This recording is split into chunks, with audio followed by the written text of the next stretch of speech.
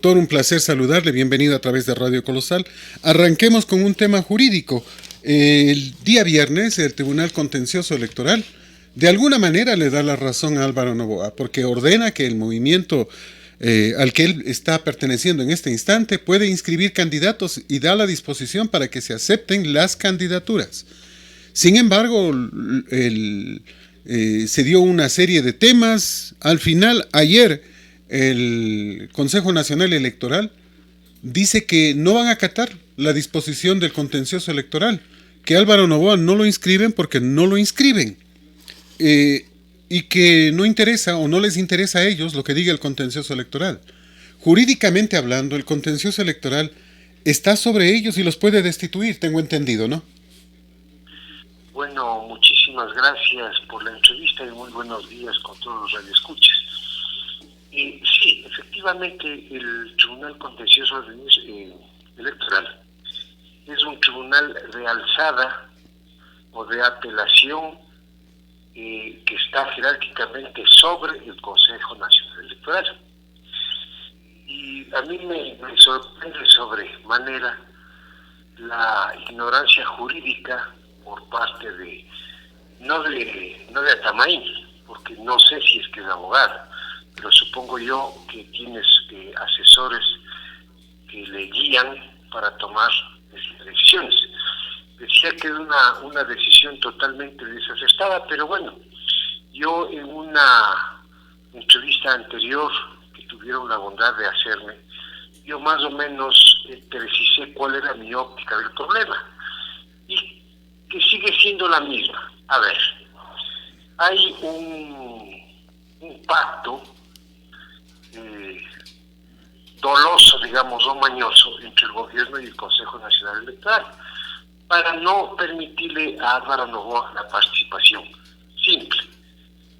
Lazo le dice a Lenín Moreno: mira, yo en mis bancos te voy a cuidar el dinero sucio que tú has obtenido durante todo este tiempo y el dinero sucio de todos tus adláteres y cómplices, con la oferta que no le dejes participar a través del Consejo Nacional Electoral.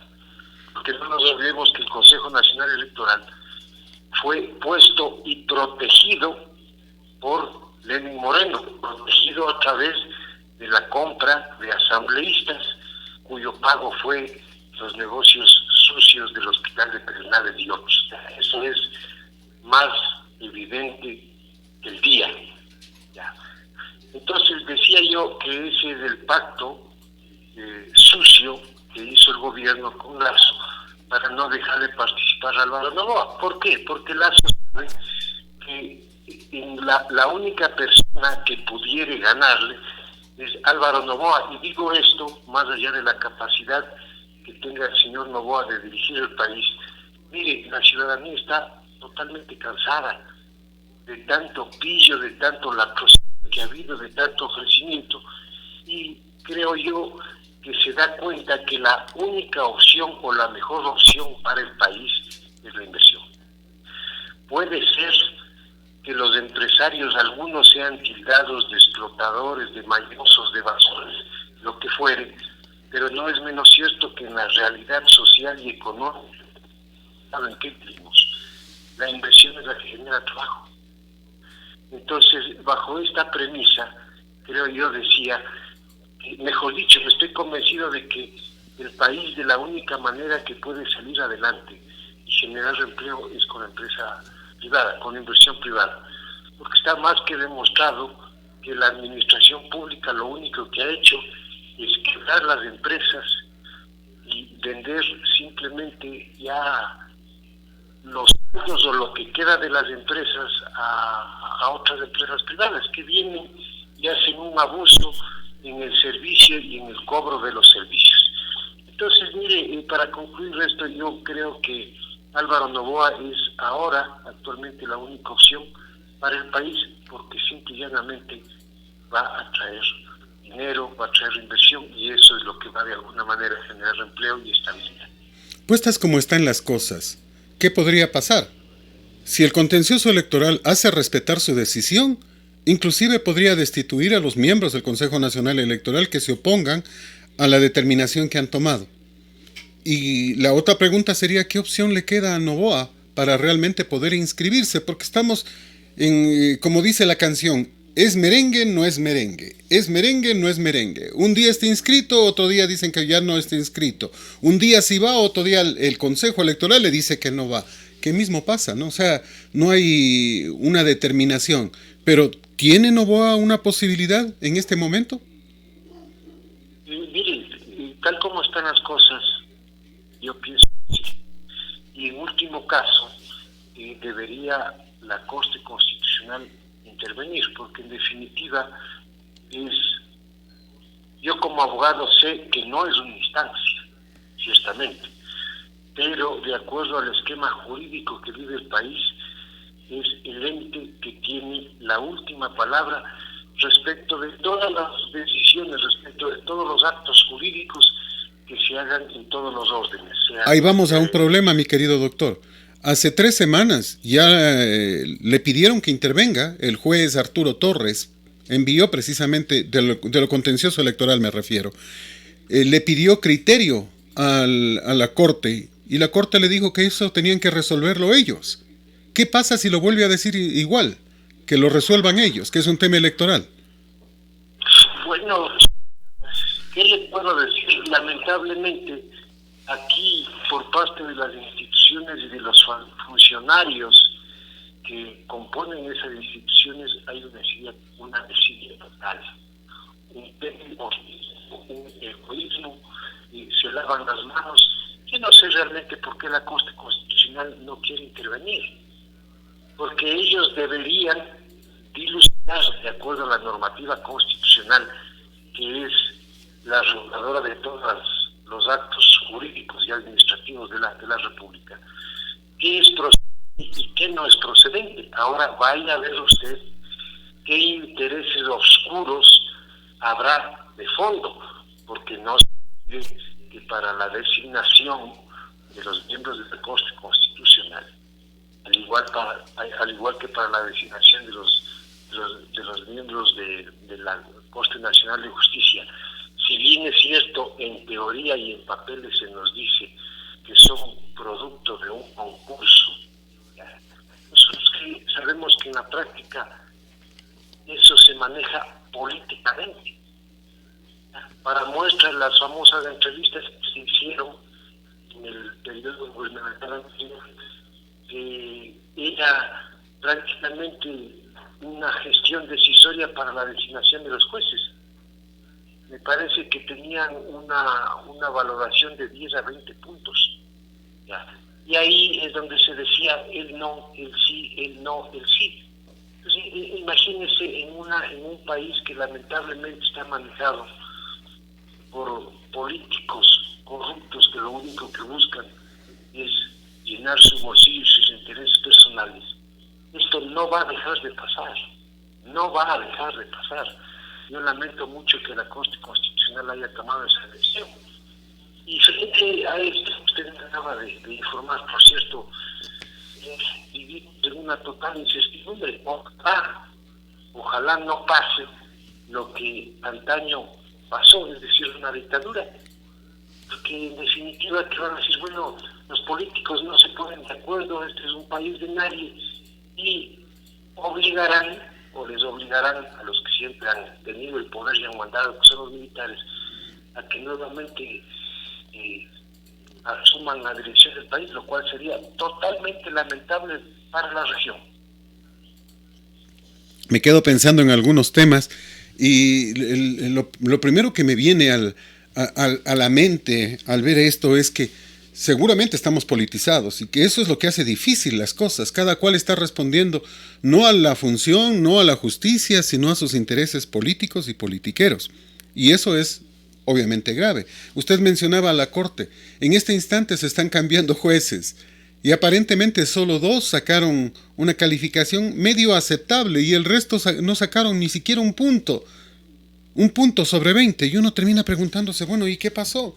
¿Y ellos quieren ser jueces? Imaginémonos.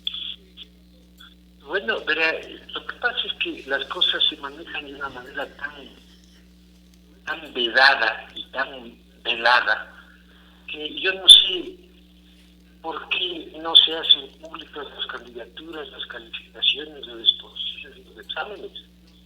¿Por qué tanto hermetismo? Si uno de los concursos, por decirlo, uno de los actos de designación de jueces y magistrados debería ser conocido y valorado por absolutamente todos, porque en definitiva ellos son los que van a administrar justicia, son los que van a velar por los derechos de todos los ciudadanos, ¿ya? Y sin embargo esos concursos son los más oscuros, los más secretos, no sé, o sea, bueno, digamos en el fondo yo sí sé por qué es, porque ya prácticamente tienen designados a dedo quiénes son los que van a posesionarse de los cargos y ocultan la información a efectos de que la opinión pública y algunos medios de comunicación que sí están comprometidos con el bienestar social puedan cuestionar y puedan de alguna manera direccionar la opinión ciudadana. Por eso es que no nos dan información alguna. Mire, otra de las cosas que yo no comparto tampoco es el tema de la información bancaria, de la información del registro de la propiedad, de la información del registro civil, y alguna información que es totalmente vedada sobre pretexto de que son derechos inherentes a las personas. Sí, yo comparto eso, pero más allá de aquello, la ciudadanía tiene todo el derecho de enterarse los patrimonios, los manejos económicos y los capitales, más aún de los funcionarios públicos, y sin embargo está prohibido por la ley. ¿Cómo se puede hacer una investigación? ¿Cómo se puede hacer una denuncia si usted va y requiere información de cierta persona que se presumiría que se enriqueció ilícitamente? Le niegan. No se olvide que la ley, es decir, la legislación del país, está hecha por los mismos asambleístas, que según conozco recién, ya en época de elecciones, quieren aprobar o debatir el segundo debate de esta ley de extinción de dominio. Ley peligrosísima, doctor. Tan esperada y tan aclamada por la ciudadanía. Pero peligrosísima como la quieren pasar. Imagínese usted que quieren dedicar el 70% para labor social. Esto significa bonos para ayuda a los niños, para no sé qué, no sé cómo y no sé cuánto. Y el 30% restante para capacitación. No sé a quién van a capacitar. Si el Estado ya capacita a través del SECAP, si el Estado ya capacita a través de escuelas, colegios e incluso universidades. Lo que pasa es que están soñando que si se puede recuperar algo hay que volverlo a robar. Yo no termino preocupado. ¿Qué nos está pasando? ¿Cómo pueden pasar con la ley de extinción de dominio con semejante torpeza? Bueno, no he conocido a fondo, pero me parece una irracionalidad. Fíjese usted qué es lo que pasó con las colaciones escolares. Fueron fueron descubiertas, por decirlo en una bodega de los correos, ya cuando eran basura, cuando estaban putrefactos. Y se hizo las investigaciones y todo el mundo estaba en las manos. Lo mismo que pasa con las medicinas del IES. O sea, realmente vivimos en el país que todo el mundo hace lo que le da la gana. Y para poner un ejemplo, usted va a pagar una multa por la renovación de la licencia en el Banco del Pacífico. Vale $10, ejemplo. ¿Cuánto es? 10.50. Pero vea, discúlpeme, estos 50 centavos, y ojo, no se trata de que sea 50 centavos o 10 centavos o un centavo o $1. Se trata del abuso que el Estado ejerce a través de sus instituciones en perjuicio del bolsillo del ciudadano, que está bastante, por lo menos. Dice, son 10.50, pero discúlpeme, ¿y estos 50 centavos de qué? Servicios. Servicio. No, pero vea, o sea, en definitiva, me está robando, me está metiendo la mano al bolsillo y a la fuerza sacando. No, si es que es así, le cobro. Si no, no hay cómo. Y si usted se pone a pensar, en el cobro de la telefonía celular es exactamente igual. En el cobro de CNT es exactamente igual. Simplemente haga usted cuenta cuántas transacciones se hacen al día y va a sacar un valor bastante cuantioso que no se sabe ni por qué fue implementado, pero de que se llevan, y con toda seguridad eso no va a las arcas del Estado. Irá a alimentar las hambres atrasadas de algunos políticos y de algunos mañosos. Entonces, mire, en un país, lamentablemente, este es mi país, yo adoro este país, yo trabajo por este país. Usted va a las 8 de la mañana a una institución pública y recién están entrando los funcionarios y empiezan a atender a las 8:30 porque la señorita o el señor por teléfono a pintarse las uñas y lo que sea, y uno reclama airadamente y resulta que se desquitan en el propio trámite que va a hacer. Entonces, ¿de qué honestidad estamos hablando? No se olvide que robarse el tiempo de trabajo también es un acto de corrupción. Y uno va y denuncia y es el malo, es el señalado, le ponen pisas y cortapisas en los trámites. Y adicionalmente, como yo dije antes, atrás ponen un papel con letras grandes que dice: el que faltara de obra a un empleado en ejercicio de su función será reprimido de tantos años a cuántos años de prisión. Entonces, ¿qué podemos hacer frente a eso? A los que le roban al país no hay problema, ¿no? Doctor, a los que le roban al país no hay problema, pero al que reclama un derecho puede ir preso. Sí, realmente a mí me da mucha pena que haya una descomposición a todo nivel. Y yo pienso que todo nace de las leyes. Imagínense cómo pueden ser tan miopes mentales los asambleístas que a vista y paciencia saben ya que se han robado cualquier cantidad de plata y encima de eso quieren destinar el 70% de recuperada ayuda social. ¿Y cuándo ha habido ayuda social aquí? Más que los bonos, que son una caridad y una dádiva que tienen un objetivo político. Eso no se ha hecho. Mire, me parece que la semana anterior vivimos tal vez unas 2 o 3 semanas de sequía.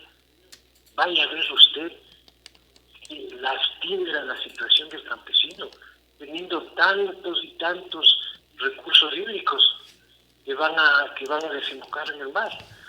¿Y por qué no se han hecho canales de riego? ¿Por qué no se ha dado ayuda a la agricultura? Porque todo el mundo entra a robarse. Todo el mundo entra a robarse. Ya empiezan nuevamente los ofrecimientos. Ya Lazo por ahí habla de los agricultores, del riego, de por aquí, de por allá. ¿Y por qué él, si está tan preocupado de la ayuda social, por qué, digamos, ejemplo, no hace alguna gestión para, a través de su banco, condonarlo, refinanciar toda esa cantidad de deudas que la gente adquirió en el Banco de Guayaquil? Ahí sí no pasa absolutamente nada. Eso sería un voto de buena fe que evidenciaría su afán de ayudar a la gente. No en forma demagógica hacer propagandas que ya la han hecho muchos políticos hace 10, 20 o 30 años antes. Y resultados, ninguno. Y ese es el tema, ¿no? Resultados, ninguno. Me quedo pensando, hablando de resultados, ninguno, sobre lo que ocurre en Estados Unidos. Otra vez, la incertidumbre. Miro ayer una rueda de prensa brindada por el abogado de Donald Trump, rueda de prensa dada el día de antier. Y ahí están los medios de comunicación. Pero no veo en ningún medio de comunicación esta rueda de prensa en la que el abogado está insistiendo en el fraude y en la que está presentando pocas pruebas, es verdad, pocas pruebas, porque él dice que las pruebas, y tiene razón, las tiene que presentar no a la prensa, sino ante las cortes, y que están presentadas ante las cortes las pruebas, y que muchos de los que han testificado no quieren que se dé sus datos, sus nombres a la prensa para evitar los problemas que se vendrían sobre ellos, pero que la justicia tiene los datos y que los periodistas pueden pedirle los datos a la corte. Hasta este momento, el colegio electoral no se ha pronunciado. Sin embargo, los periodistas y grandes canales de televisión han logrado ya entre comillas, posesionar en el colectivo que Biden ganó. Tanto es así que el señor Biden está queriendo ya gobernar, cuando nadie lo ha elegido, porque el colegio electoral se pronuncia hasta el 14 de diciembre, y el próximo año, a inicios del próximo año, recién se reúnen senadores y congresistas para elegir al presidente de los Estados Unidos. O sea, la elección ni siquiera ha empezado, pero ya Biden ya se da por ganador. El Kremlin, por ejemplo, dijo hoy, lunes, que Rusia aceptará los resultados de las elecciones estadounidenses como oficiales únicamente después de que se completen todas las demandas y que además Donald Trump conceda. Y uno termina preguntándose, bueno, ¿y qué tiene que ver el Kremlin en las elecciones de Estados Unidos? Bueno, ¿qué es lo que puede pasar? Hemos hablado sobre este tema y en algunos instantes tenemos que decir que lo mínimo que encontramos es precisamente un grave problema. En Estados Unidos se puede andar con armas, está permitido, y hemos visto a partidarios del un lado y del otro lado, de Trump y de Biden, todos bien armados y armados hasta los dientes. ¿Esto podría derivar en una guerra civil, doctor? Bueno, mire, si es que unos dirán, ¿no? Algunos funcionarios para cubrir sus actos inmorales y corruptos dirán, bueno, pero si eso pasa en uno de los países más organizados del mundo, entre comillas, ¿qué esperamos del Ecuador? Supongo yo que esa será la reflexión de aquel ciudadano. Más sin embargo, creo yo que, mire, los presidentes de los países, lamentablemente, sean del primer mundo o sean del tercer mundo, como el nuestro, no son, en definitiva, los que gobiernan y toman las decisiones.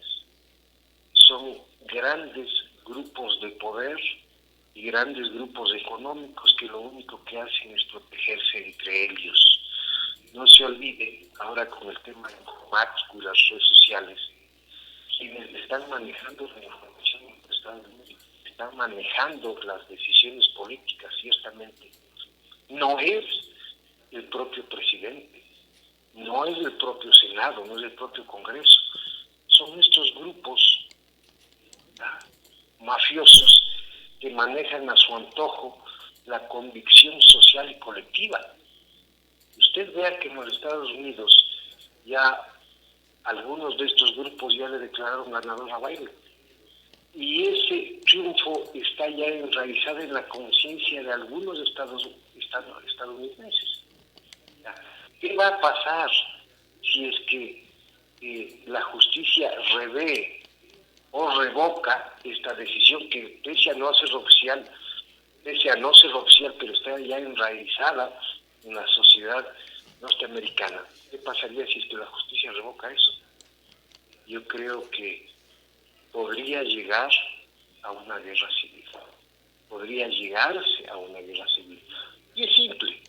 Mire, yo no comparto muchas cosas con Trump, la mayoría de cosas, como por ejemplo actos discriminatorios, señalar a los latinos que van a hacer el trabajo sucio en los Estados Unidos, porque así tienen que decirse las cosas con claridad. Ningún norteamericano, ¿ya?, ningún nacionalista va a hacer el trabajo sucio que va a hacer el latino.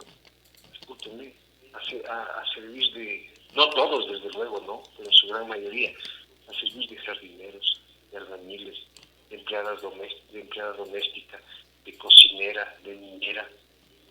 Es un trabajo que allá se lo tilda de sucio, ¿ya?, pero es un trabajo a la final. Esas actitudes son las que a mí no me gustan de Trump.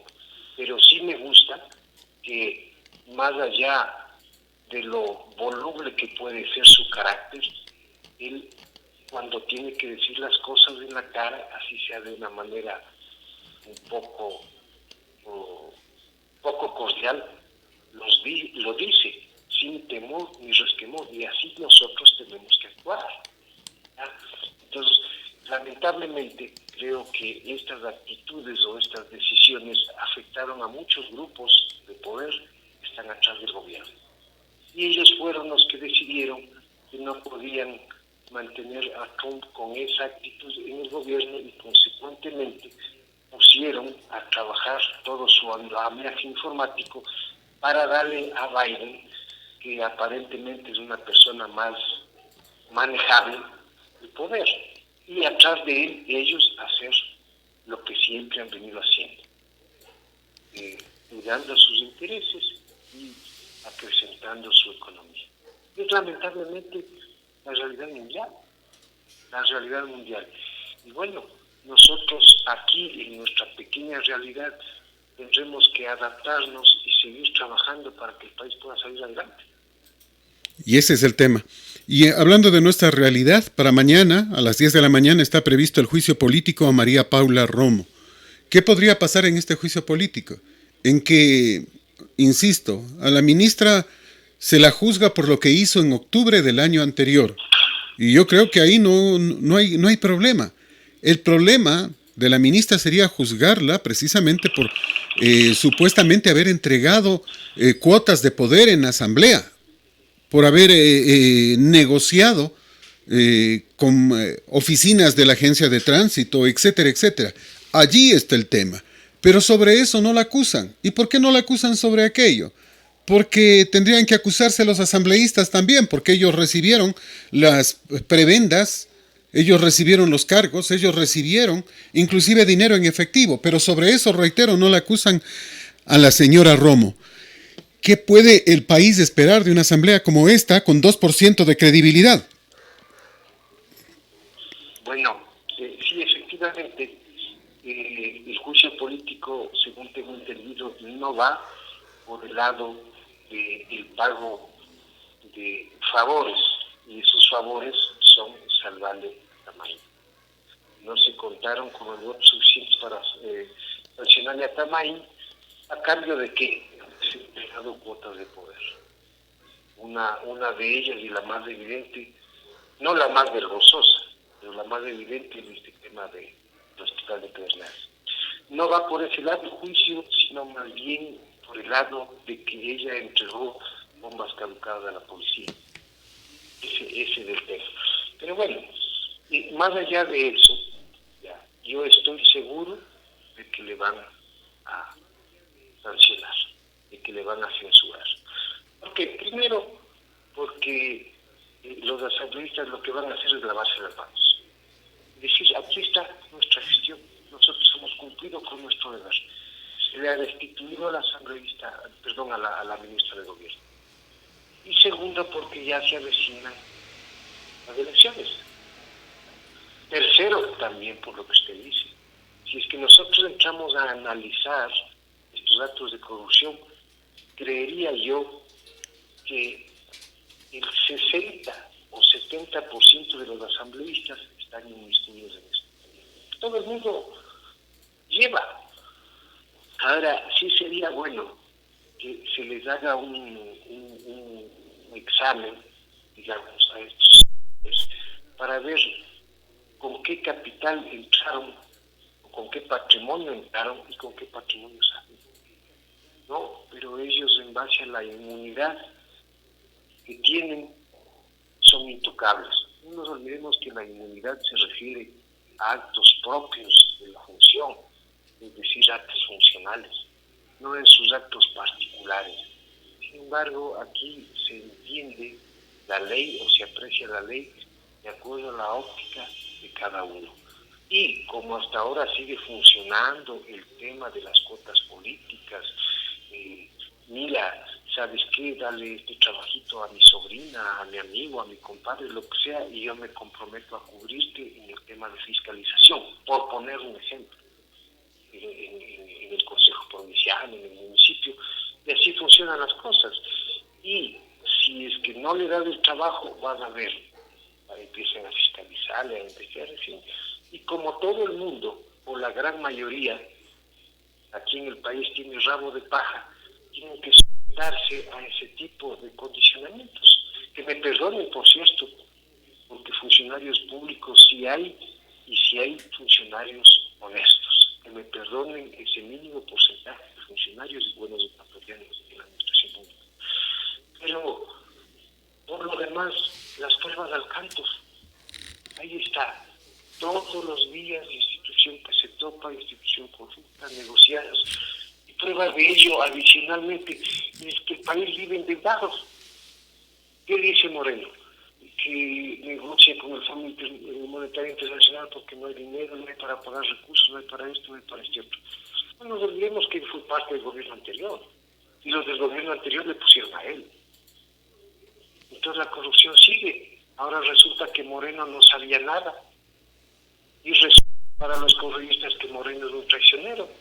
Y así con este sainete y este circo nos tienen engañándonos, se designarán las próximas elecciones y no se sabrá qué es lo que va a pasar. Yo en lo personal, sin que esto constituya una propaganda política, creo que mi voto lo haré por Álvaro Noboa, siempre y cuando esta maraña jurídica se desenrede y le permitan participar, porque es un derecho de él participar.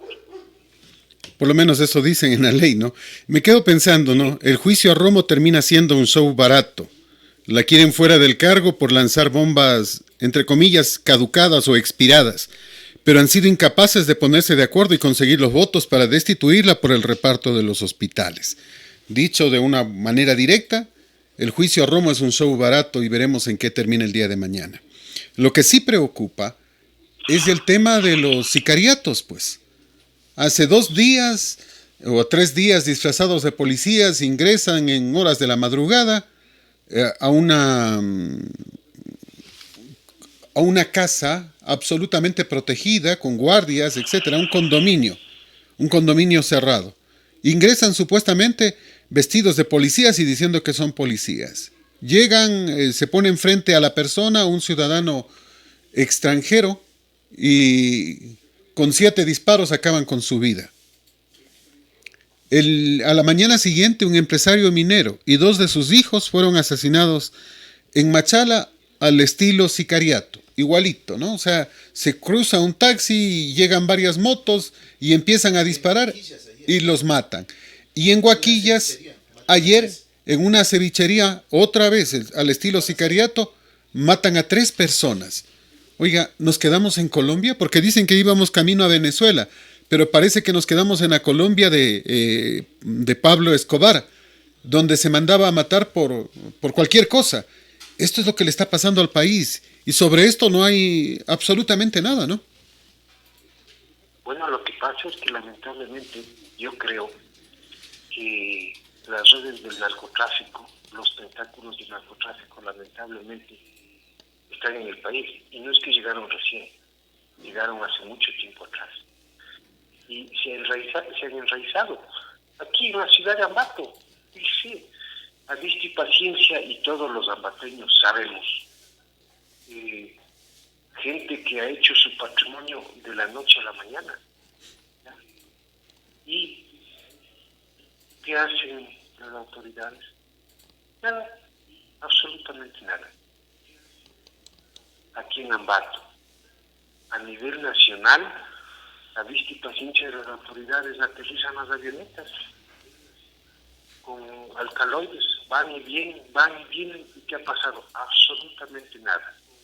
Mire, yo debo de decir que hay una descomposición institucional totalmente grave, y la policía, no estoy diciendo todos, pero algunos altos oficiales saben de esto porque tienen información privilegiada. Ya, inclusive ha habido casos en que altos oficiales, me parece que del ejército, estaban inmiscuidos en estas redes de narcotráfico, y son quienes les protegen, porque así funcionan las redes mafiosas, no solamente aquí, sino a nivel nacional. Pero vaya a ver usted, no estoy defendiendo, ojo, no estoy defendiendo, pero vaya a ver usted si es que por alguna circunstancia hay un acto de violencia intrafamiliar o un accidente de tránsito, que ves que ahí sí caen, pero hasta con helicópteros. ¿Es para qué?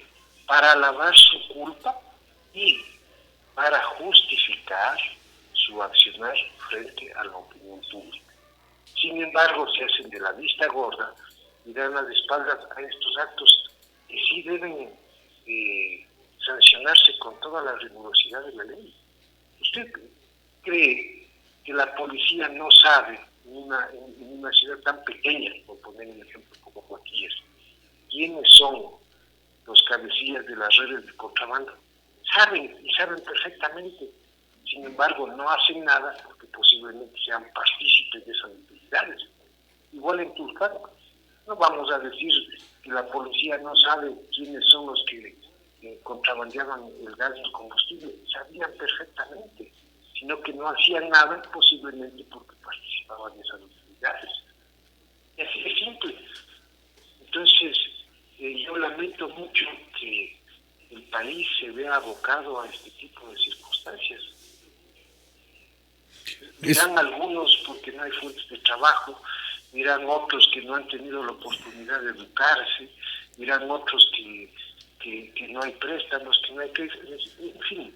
Otros dirán porque no hay sanciones, ¿no? O sea, porque hay impunidad, porque no se sanciona a nadie. Lo que usted decía es una verdad. Siempre se captura al que transporta o al que cuida la droga, pero nunca al dueño del alijo, ¿no? Sí, lamentablemente ese es el cuento de nunca acabar en el país. ¿Quiénes son los que caen? Caen las mulas, caen las terceras personas, en los aeropuertos, en los pasos internacionales, pero no caen los capos. ¿Por qué?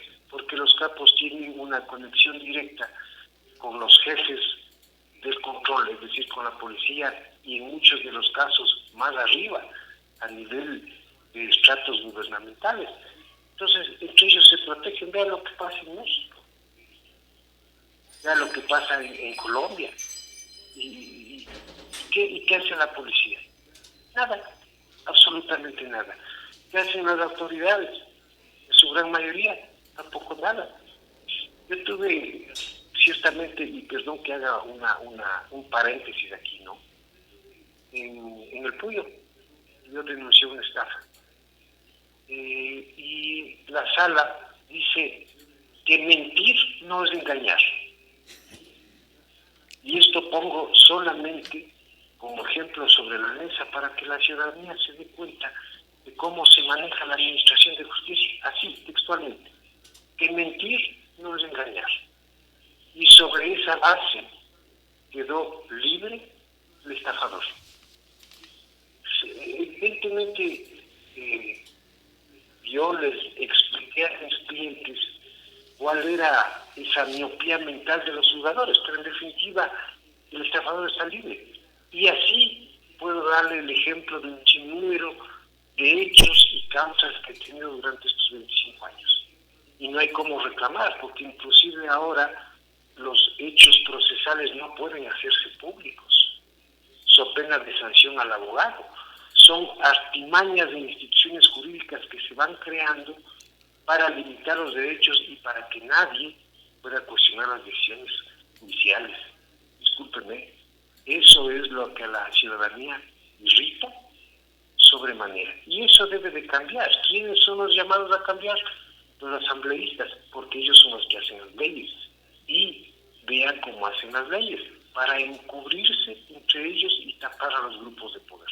Entonces, ¿cómo puede la sociedad y cómo puede el país avanzar con estas cortapisas que lo único que hacen es crear burbujas de impunidad?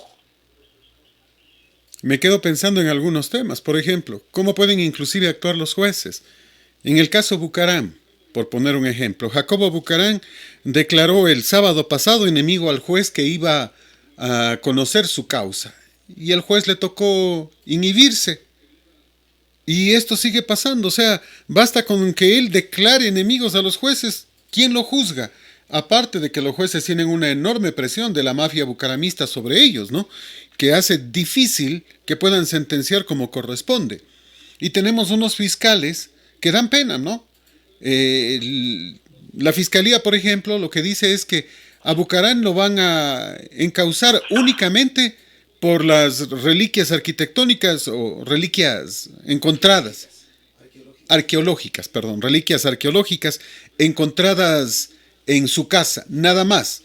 Y a Jacobo no saben por qué acusarle, pero va a ser mínima la acusación y uno termina preguntándose, bueno, aquí hay un muerto, pues un israelí, y hay 2 o 3 casos de sicariato que están relacionados con esa familia y aparentemente no pasa nada. Uno de los casos es una persona que se acercó y disparó contra un señor que estaba en una mesa, esto en el sector de el Boulevard, o más bien en la calle 9 de octubre en Guayaquil. Ya esta persona fue detenida. ¿Y qué pasa? Nada, no se conoce nada, no se sabe nada. Y otro es el supuesto guardia que tenía que vigilar precisamente al israelí que mataron. Él salió de allí y más tardecita, a las 6 de la tarde, fue acribillado. ¿Y quién responde por estos temas? Y la justicia parece que tiene miedo a investigar. Por lo menos la fiscalía no lo quiere hacer. Bueno, yo diría que no es que tienen miedo, sino que inclusive son hasta cómplices porque ya recibieron su parte. ¿Ya? Ahora, el tema Bucaram. Mire, realmente es una familia que le ha hecho muchísimo daño al país, que fue una de las primeras familias que dio un ejemplo de corrupción a nivel nacional. Más allá del tema jurídico que pueda yo pensar respecto de los delitos que se les imputan, es una familia que ha sido un mal ejemplo para el país. La vista y paciencia de toda la ciudadanía se la convocarán maletas, costales de dinero. Y eso no es que estoy yo inventándome ni nada, yo me refiero a un testimonio de uno de los guardaespaldas. ¿Ya? El Pepudo Alejo, como le decían, él dijo ok. Exacto. Él fue el que declaró eso. Bucaram hizo público que su hijo Jacobito había ganado el primer $1,000,000 en las aduanas. Y todos nos quedamos perplejos. Entonces imagínese usted, con esas actuaciones, ¿qué va a decir el funcionario público que llega? Pero si ellos han hecho esto y no les ha pasado nada, yo también, y el que viene, yo también, y el que viene, y así sucesivamente. ¿Por qué? Porque no ha habido sanciones ejemplificadoras. ¿Y por qué no ha habido sanciones ejemplificadoras? Porque justamente los jueces ya están designados y lo que van a hacer es proteger los intereses de aquellos que les pusieron. Punto. Yo sería de la idea que los jueces se elijan por voto popular. Bien, pero con el grado, discúlpenme la ciudadanía que me esté escuchando porque las cosas hay que decirlas con verdad, con el grado de ignorancia que todos tenemos, incluido yo, para no herir susceptibilidades, con el grado de ignorancia y de poca objetividad que tenemos respecto de la elección de los candidatos, ¿qué clase de jueces vamos a elegir? Ese es otro tema. ¿Y de dónde nace la falta de objetividad e ignorancia? Es de la falta de preparación, la falta de educación. ¿De dónde nace eso? Que al gobierno de turno no le interesa en lo absoluto que los ciudadanos conozcamos. ¿Por qué? Porque solamente conociendo vamos a empezar a pensar. Entonces, simplemente para ellos es fácil, como se hacía en el medioevo, ¿ya? Que solamente la iglesia tenga el conocimiento y el poder y el resto a servir agachado, sin reclamar nada. Eso es lo que le interesa al gobierno. Y mientras eso no cambie, vamos a seguir teniendo los mandatarios que tenemos, vamos a seguir teniendo los asambleístas que tenemos, que irán a desempeñar sus cargos en beneficio propio. Es decir, un círculo vicioso que nunca acabar. Ojalá venga una persona que se duela por la ciudadanía, que se duela por la sociedad y al menos ponga todo el énfasis en la educación para salir de esta oscuridad en que hemos venido viviendo durante muchos años, durante siglos. Ojalá que sí, doctor. Muchas gracias, siempre es un placer. Por cierto, nada más para como apunte, Alejandro Muñoz Pérez es el Pepudo Alejo. Son 18 años de un crimen sin castigo. ¿Quién quería que desaparezca el Pepudo Alejo? Ya sabemos. ¿Cuál es directamente las evidencias hacia dónde apuntan? Conocemos. Pero parece que las autoridades nunca conocen. Doctor, muchas gracias. Siempre un placer. A ustedes, muy buenos días.